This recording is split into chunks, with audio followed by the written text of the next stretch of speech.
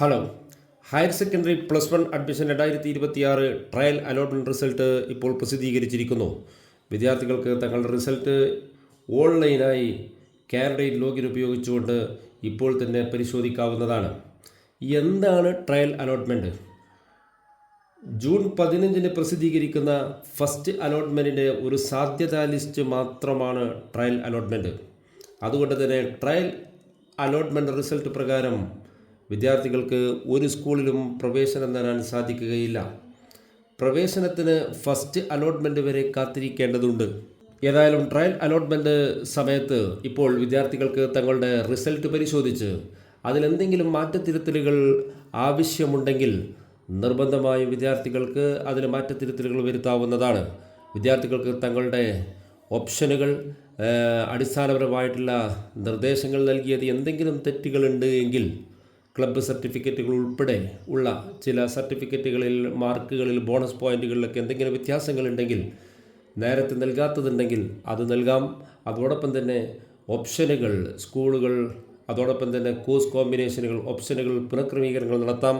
അതോടൊപ്പം തന്നെ പുതിയ ഓപ്ഷനുകൾ കൂട്ടിച്ചേർക്കാനുണ്ടെങ്കിൽ പുതിയ സ്കൂളുകൾ കൂട്ടിച്ചേർക്കണമെന്നുണ്ടെങ്കിൽ അതിനെല്ലാം ഇപ്പോൾ വിദ്യാർത്ഥികൾക്ക് അവസരമുണ്ട്. ആയതുകൊണ്ട് വിദ്യാർത്ഥികൾ തങ്ങളുടെ ട്രയൽ അലോട്ട്മെൻറ്റ് റിസൾട്ട് പരിശോധിച്ച് വേണ്ട കാര്യങ്ങൾ ചെയ്യണമെന്ന് ഓർമ്മപ്പെടുത്തുന്നു. എങ്ങനെയാണ് അലോട്ട്മെൻറ്റ് റിസൾട്ട് പരിശോധിക്കുന്നത് എന്ന് വളരെ ലളിതമായ രീതിയിൽ നമുക്കൊന്ന് പരിശോധിക്കാം.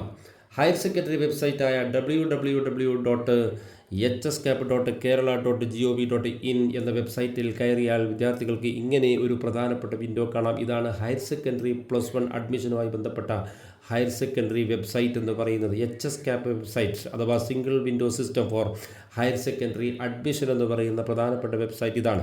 ഇവിടെ ഇടതുഭാഗത്ത് കാണുന്ന നീല ബട്ടണിൽ കാണുന്ന കാൻഡിഡേറ്റ് ലോഗിൻ -SWS എന്ന ലിങ്കിൽ പ്രസ് ചെയ്ത് വിദ്യാർത്ഥികൾ തങ്ങളുടെ യൂസർ നെയിം 10 ആപ്ലിക്കേഷൻ നമ്പറാണ് നിങ്ങളുടെ യൂസർ നെയിം, അവിടെ തെറ്റാതെ എൻ്റർ ചെയ്യുക. തൊട്ട് താഴെ പാസ്വേഡ് എൻ്റർ ചെയ്യുക. നേരത്തെ തയ്യാറാക്കിയിട്ടുണ്ടാവാം, ആ പാസ്വേഡ് എൻ്റർ ചെയ്യുക. ചില വിദ്യാർത്ഥികളൊക്കെ അക്ഷയ സെൻറ്റർ മുഖേനയാണ് നേരത്തെ കാൻഡിഡേറ്റ് ലോഗിൻ ഉണ്ടാക്കിയത് എങ്കിൽ അപേക്ഷ നൽകിയത് എങ്കിൽ അവിടെ നിന്ന് തങ്ങളുടെ പാസ്വേഡ് ചോദിച്ചു വാങ്ങി ആ പാസ്വേഡ് ഇവിടെ എൻ്റർ ചെയ്ത് ഡിസ്ട്രിക്റ്റ് ജില്ല തിരഞ്ഞെടുത്ത് അവിടെ ലോഗിൻ ബട്ടൺ പ്രസ് ചെയ്ത് കഴിഞ്ഞാൽ വിദ്യാർത്ഥികൾക്ക് പ്രധാനമായിട്ടും 3 ഭാഗങ്ങൾ ഇടതുഭാഗത്ത് കാണാം. അതിലൊന്ന് ട്രയൽ റിസൾട്ട്, രണ്ടാമത്തേത് എഡിറ്റ് ആപ്ലിക്കേഷൻ, മൂന്നാമത്തേത് പ്രിൻ്റ് ആപ്ലിക്കേഷൻ.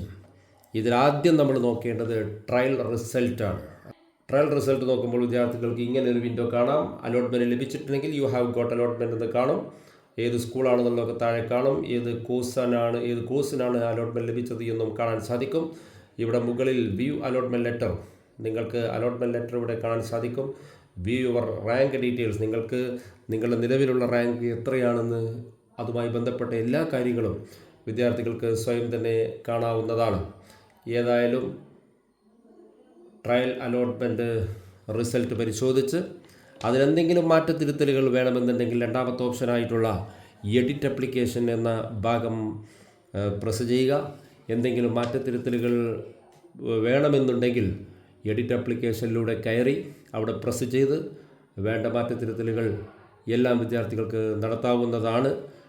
കാസ്റ്റ് കാറ്റഗറികളൊക്കെ പല വിദ്യാർത്ഥികൾക്കും മാറിയതായിട്ട് കാണുന്നുണ്ട്. ഉദാഹരണത്തിന്